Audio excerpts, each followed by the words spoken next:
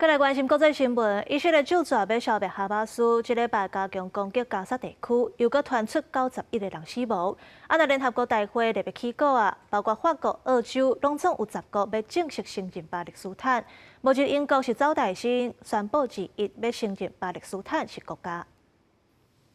明日的爆炸，互加沙市的暗时变成红色的。以军伫加沙市甲其他的所在空中甲地面军事行动，拜六个就走上100人性命。真侪走离去庆会民众，甲所有物件跟上交通工具要走离开当地。不过更加侪人无车，只好用行的。因地中海的垃圾得到路南，重点伫倒位，因唔知影。احنا رايحين للمجهول حتى طالعين على الجنوب طالعين على المجهول يعني ما حدش عارف حاله وين رايح هل حنرجع لغزة كمان ولا مش حنرجع لغزة الله أعلم الأمور صعبة جدا الوضع صعب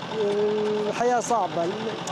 كل حاجة في غزة صعبة جدا مش قادر أوصف لك إياها يعني صار شيء لا يطاق。根据巴勒斯坦民防组织统计，以军对加沙市的攻击已经逼使一个原来有700万人口城市超过45万人走离开。联合国大会高级别州2日起要伫美国纽约登场，到时阵以哈战争甲巴勒斯坦建国将是一大焦点。进前以色列已经讲，若西方国家伫联合国大会上推动承认巴勒斯坦国，以色列就发动军队并吞西方。对此，联合国秘书长古提瑞斯20日接受法新社专访时讲，国际社会不应该互以色列的行动所恐吓。What is the alternative? A one-state solution in which millions of Palestinians either would be expelled or would be submitted to occupation, to subjugation, to discrimination, having no rights in their own land.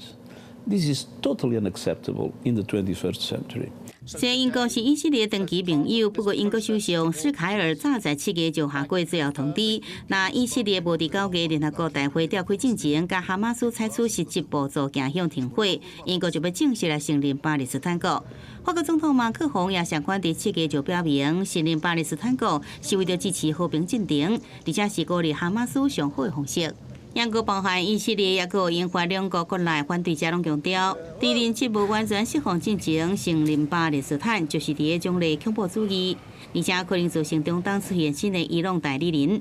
8月中，纳坦雅胡一摆为此写批互马克宏，指责伊组长反犹太主义。外界预料，联合国大会上，法国、加拿大、澳洲这10国正式承认巴勒斯坦国了后，以色列可能会采取行动，包含关闭法国驻耶路撒冷领事馆来正式回应。